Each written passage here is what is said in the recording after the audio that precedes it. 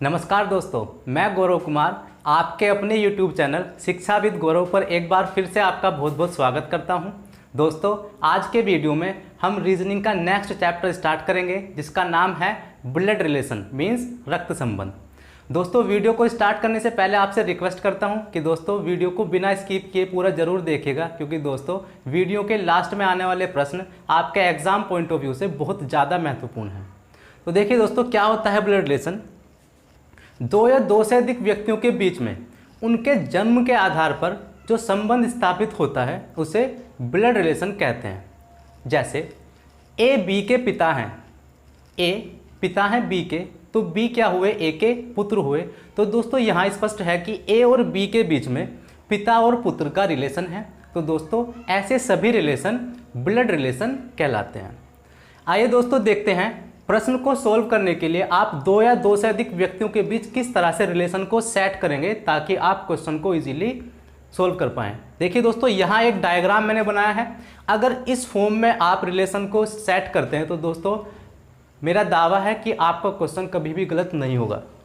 तो देखिए दोस्तों, मान लीजिए कोई व्यक्ति ए है, सपोज टू बी आप ही एक व्यक्ति हैं जिसका नाम है ए। तो आपकी रियल लाइफ में ऐसे कौन कौन से रिलेशन हैं जो या तो वैल्यू में आपके बराबर हैं, या वैल्यू में आपसे बड़े हैं, या वैल्यू में आपसे छोटे हैं। तो देखिए दोस्तों, एक व्यक्ति है, इसकी लाइफ में इसकी बराबर वैल्यू के रिलेशन इसका भाई हो सकता है, सगा भाई, चचेरा भाई, ममेरा भाई, फुफेरा भाई। भाई कोई भी हो, वैल्यू में ए के बराबर होगा। इसी तरह से इसकी बहन, सगी बहन हो सकती है, चचेरी, ममेरी, फुफेरी, कोई भी बहन हो वो बहन इसके बराबर वैल्यू रखती है।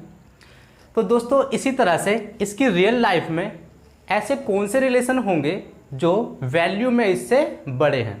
तो देखिए दोस्तों, एक व्यक्ति के ऊपर रिलेशन होता है माता और पिता का, इट मीन्स मदर फादर इसकी वैल्यू से बड़े रिलेशन है। दोस्तों यहाँ एक बात का ध्यान रखेंगे, माता और पिता के बराबर वैल्यू का रिलेशन होता है चाचा चाची, मामा मामी, बुआ फूफा। और दोस्तों यहाँ पर आप सास और ससुर का विशेष तौर पर ध्यान रखेंगे, नहीं तो वाइफ नाराज़ हो जाएगी और आज सांझ का खाना खुद बनाना पड़ सकता है। तो देखिए दोस्तों, इट मीन्स वो सारे रिलेशन जो माता पिता के बराबर वैल्यू रखते हैं या इसके जैसे ही रिलेशन हैं, तो दोस्तों वो माता पिता वाली कैटेगरी में आपको रखने हैं। आगे चलते हैं दोस्तों, माता पिता से ऊपर भी एक रिलेशन होता है जो कि दादा और दादी का रिलेशन है। अब दोस्तों ये दादा दादी पिता के दादा दादी बिल्कुल नहीं है, ये दादा दादी हैं व्यक्ति के। इट मीन्स व्यक्ति खुद, उसके बाद उसके माता पिता के भी माता पिता दादा दादी होंगे। तो दोस्तों यहाँ अगर मैं किसी भी रिलेशन की बात करता हूँ तो उसका सीधा संबंध इस व्यक्ति से होगा।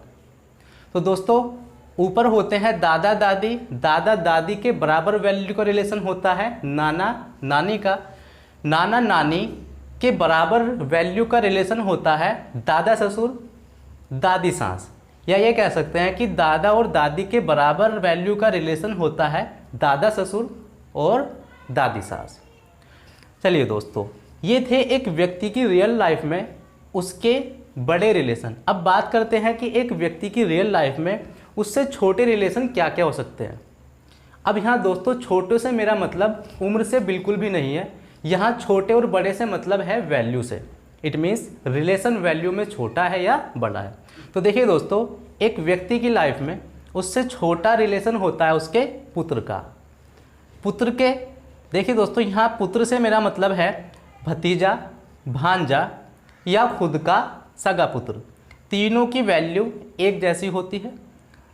इसी तरह से दोस्तों पुत्री सगी पुत्री हो सकती है, भतीजी हो सकती है या भांजी हो सकती है। तो ये सभी रिलेशन एक व्यक्ति की लाइफ में उससे ठीक नीचे वाली कैटेगरी के रिलेशन होते हैं। अगर हम और नीचे आए दोस्तों तो देखिए पुत्र का पुत्र होता है आपका पोता। अब ये जो पोता है ये इस पुत्र का पोता नहीं है, इसका बेटा, जबकि व्यक्ति का पोता है। तो देखिए दोस्तों यहाँ व्यक्ति स्वयं, उसके बाद व्यक्ति का पुत्र, व्यक्ति के पुत्र का पुत्र उसका पोता होगा, अगर पुत्री है तो पोती होगी। अब दोस्तों यहाँ देवता और देवती, पोता और पोती के बराबर रिलेशन होता है देवता और देवती का। इट मीन्स अगर इस व्यक्ति की संतान पुत्र है तो उसके बच्चे पोता और पोती होंगे। अगर इस व्यक्ति की संतान एक लड़की है तो उसके बच्चे देवता और देवती होंगे। अगर हम इससे नीचे आए तो दोस्तों व्यक्ति स्वयं, उसके बाद उसका पुत्र, उसके बाद पुत्र का पुत्र यानी पोता, और पोते का पुत्र यहाँ होगा दोस्तों परपोता। अगर पुत्री है तो परपोती होगी। इसी तरह से दोस्तों यहाँ पर परदेवता और परदेवती। इट मीन्स परपोता और परपोती के बराबर रिलेशन होता है परदेवता और परदेवती का। अगर व्यक्ति का पुत्र और उसकी पोती के बच्चे हैं तो वो परदेवता और परदेवती होंगे। अगर व्यक्ति के पुत्र के पोते के बच्चे हैं तो वे परपोता और परपोती होंगे।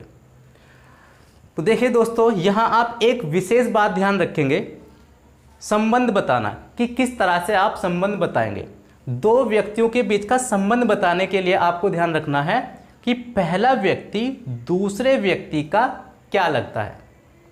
जैसे मैं बात करूं ए बी के पिता हैं, तो यहाँ आप इस तरह से संबंध को डिफाइन करेंगे कि ए बी के पिता लगते हैं, ना कि इस तरह से कि बी ए का पुत्र लगता है। समझ में आई मेरी बात दोस्तों? तो देखिए दोस्तों, यहाँ दो महत्वपूर्ण बातें और आपको ध्यान रखनी है। पिता व पुत्र के रिलेशन को दर्शाने के लिए आपको एरो ऊपर की तरफ लगाना है। पति पत्नी के रिलेशन को दर्शाने के लिए आपको बराबर का साइन लगाना है। भाई और बहन के रिलेशन को दर्शाने के लिए आपको डबल एरो लगाना है, टू साइडेड एरो। और बेटा और बेटी के रिलेशन को दर्शाने के लिए आपको एरो नीचे की तरफ लगाना है। ऐसा क्यों दोस्तों? याद रखना बड़ा आसान है। पिता हमसे बड़े होते हैं तो बड़े के लिए ऊपर को एरो जाएगा। पति पत्नी आपस में बराबर का रिश्ता रखते हैं तो यहाँ पर बराबर का साइन होगा।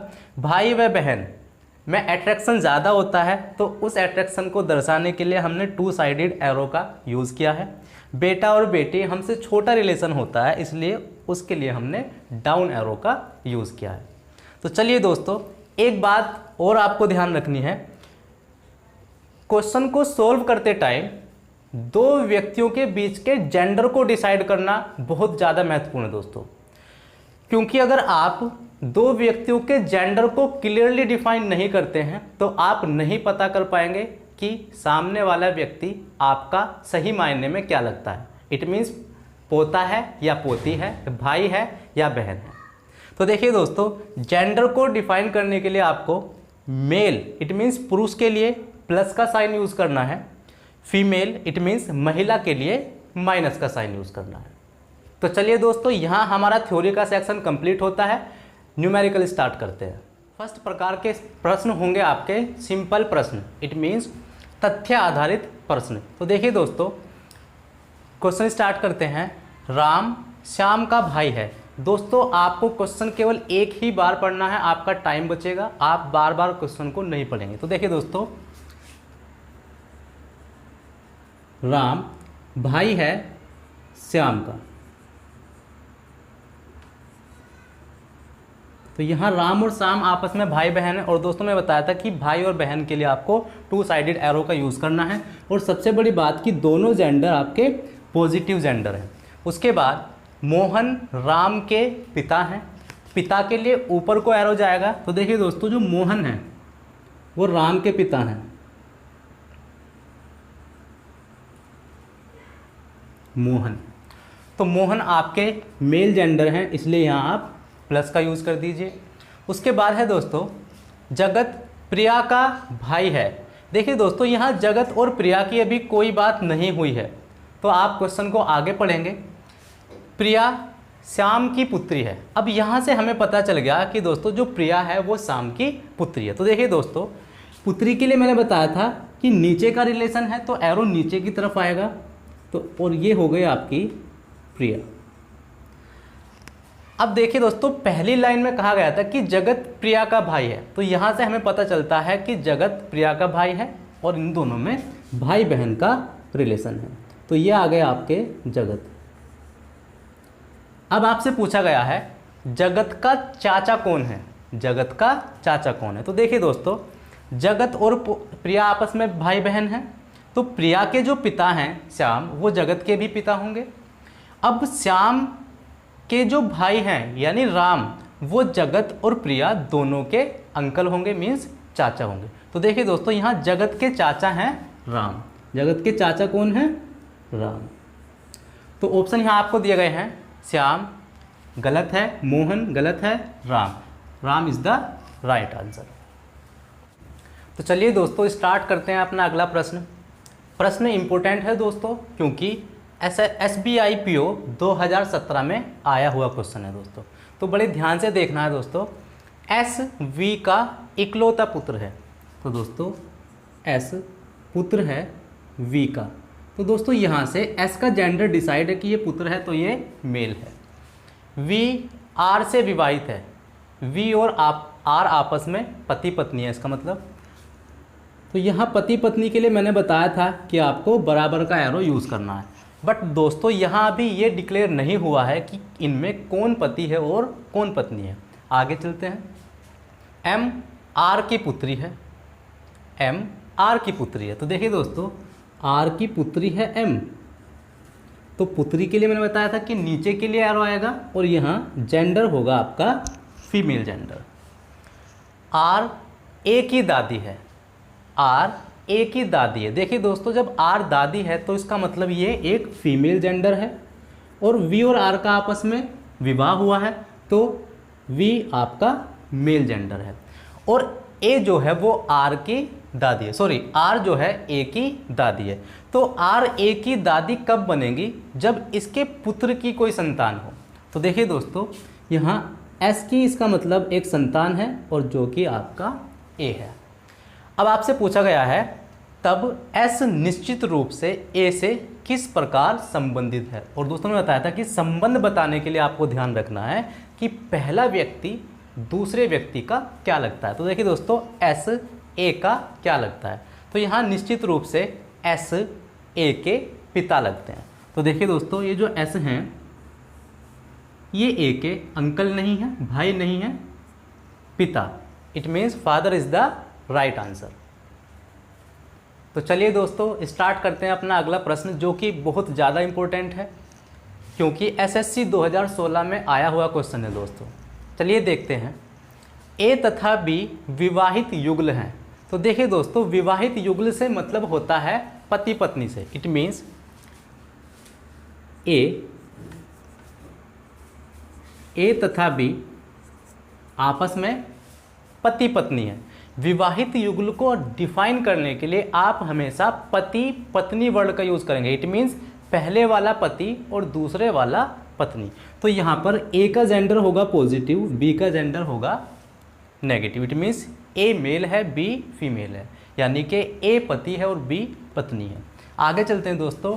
C D का भाई है, C और D का भी यहाँ कोई रिलेशन नहीं है, तो आगे इसको होल्ड पे रख के आगे चलते हैं दोस्तों। C A का भाई है, यहाँ से हमें पता लगा कि C A से संबंधित है और A का भाई है। तो दोस्तों यहाँ पर C और A आपस में भाई भाई हैं। फिर आगे दिया है दोस्तों, D B से किस प्रकार संबंधित है। तो यहाँ पर एक लाइन हमने होल्ड पे रखी थी कि C D का भाई है। तो देखिए दोस्तों, ये जो C है ये A का भी भाई है और D का भी भाई है, तो यहाँ होगा आपका D। बट दोस्तों यहाँ पर ये डिसाइड नहीं हो पाया है पूरे क्वेश्चन में कि D C की बहन है या भाई है। अब देखते हैं दोस्तों, क्योंकि यहाँ जेंडर डिसाइड नहीं हो पाया है, तो अभी हम नहीं कह सकते कि A C और D आपस में भाई भाई हैं या भाई बहन हैं। तो देखते हैं, आपसे पूछा गया दोस्तों D B से किस प्रकार संबंधित है। संबंध बताने के लिए मैंने बताया कि पहले वाला दूसरे वाले का क्या लगता है। इट मीन्स ये जो D है इस B का क्या लगता है।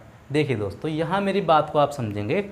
अगर D का जेंडर पॉजिटिव होता, इट मीन्स ये D मेल होता, तो ये B का या तो देवर लगता या जेठ।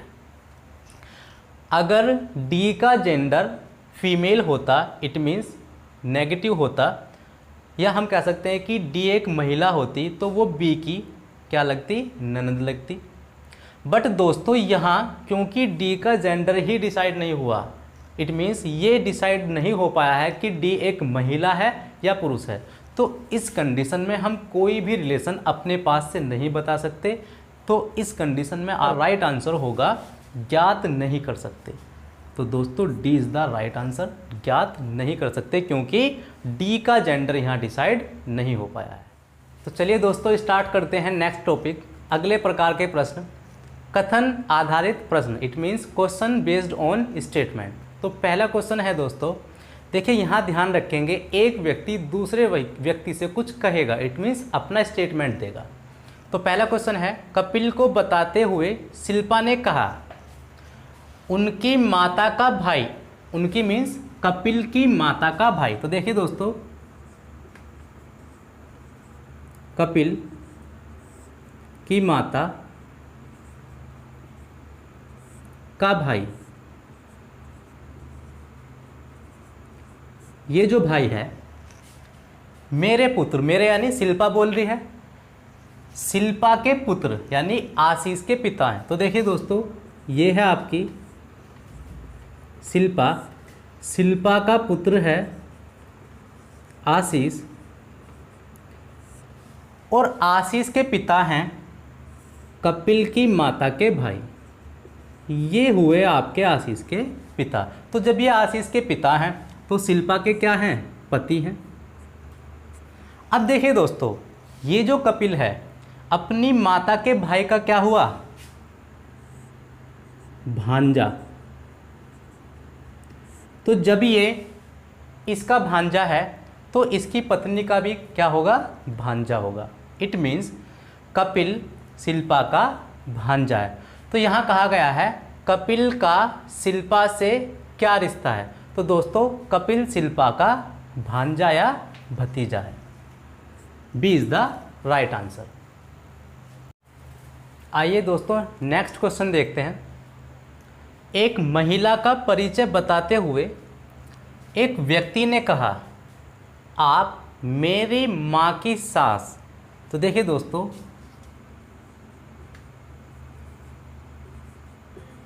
मैं मेरी माँ की सास के पुत्र, तो माँ की सास, ठीक है दोस्तों, और सास के पुत्र, इट मीन्स इसके क्या होंगे, पति। पुत्र की इकलौती पुत्री हो, पति की जो इकलौती पुत्री है दोस्तों, वो ये महिला है। देखिए दोस्तों दोबारा समझते हैं। एक महिला का परिचय बताते हुए एक व्यक्ति ने कहा है आप मेरी माँ की सास के पुत्र, मैं मेरी माँ के सास का पुत्र, इट मीन्स मेरी मदर के क्या हुए, हस्बैंड यानी मेरे फादर की इकलौती पुत्री हो, यानी ये महिला इकलौती पुत्री है मेरे पिता की। तो ये क्या हुई दोस्तों, मेरी बहन। क्या हुई, बहन। तो देखिए दोस्तों प्रश्न में पूछा गया है उस व्यक्ति का महिला से क्या संबंध है। इट मीन्स व्यक्ति महिला का क्या लगता है, व्यक्ति कौन था, मैं, महिला का क्या लगूंगा, भाई। तो देखिए दोस्तों बहन नहीं हो सकता, देवर नहीं हो सकता, चचेरा भाई नहीं हो सकता, right answer is the brother, it means भाई। आई होप दोस्तों कि आपको वीडियो पसंद आया होगा। तो दोस्तों अगर वीडियो पसंद आया है तो वीडियो को लाइक कीजिए, शेयर कीजिए और कमेंट कीजिए और मेरे चैनल को सब्सक्राइब कीजिए। दोस्तों वीडियो को एंड करने से पहले आपसे कहना चाहूँगा कि प्लीज़ आप ब्लड रिलेशन चैप्टर के पार्ट सेकंड को ज़रूर देखिएगा, क्योंकि दोस्तों पार्ट सेकंड में मैं आपको एडवांस लेवल के कुछ क्वेश्चंस कराने वाला हूं, जिसमें आपका कोडिड ब्लड रिलेशन और ब्लड रिलेशन पर पजल बेस्ड क्वेश्चंस आपको कराऊंगा। तब तक के लिए नमस्कार, जय हिंद।